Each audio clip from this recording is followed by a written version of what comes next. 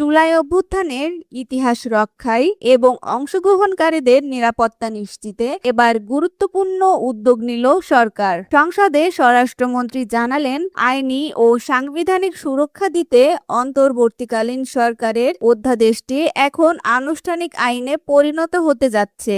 সোমবার 30 মার্চ জাতীয় সংসদ অধিবেশনে প্রশ্নোত্তর পর্বে একথা জানান স্বরাষ্ট্রমন্ত্রী সালাউদ্দিন আহমেদ। জাতীয় নাগরিক দলের সংসদ সদস্য আখতার হোসেন ও জয়নুল আবেদিন ফারুকের প্রশ্নের জবাবে তিনি এই প্রতিশ্রুতি পুনর্ব্যক্ত করেন। স্বরাষ্ট্রমন্ত্রী স্পষ্ট করে বলেন, জুলাই জাতীয় সনদে উল্লেখিত বিধান অনুযায়ী অভ্যুত্থানে অংশগ্রহণকারীদের আইনি সুরক্ষা নিশ্চিত করতে বর্তমান সরকার সম্পূর্ণ অঙ্গীকারবদ্ধ। তিনি আরও জানান, অন্তর্বর্তীকালীন সরকারের সময়ে জুলাই গণ অভ্যুত্থান সুরক্ষা ও দায় নির্ধারণ অধ্যাদেশ 2026 জারি করা হয়েছিল। পরবর্তীতে তা বর্তমান সংসদেও উপস্থাপন করা হয়। সরকার এই অধ্যাদেশটিকে একটি আনুষ্ঠানিক আইনি প্রস্তাব হিসেবে সংসদে পাশ করার বিষয়ে সর্বসম্মত সিদ্ধান্ত গ্রহণ করেছে। এই আইনি স্বীকৃতি অভ্যুত্থানে অংশ নেওয়া লাখো সাধারণ মানুষ এবং ছাত্র জনতাকে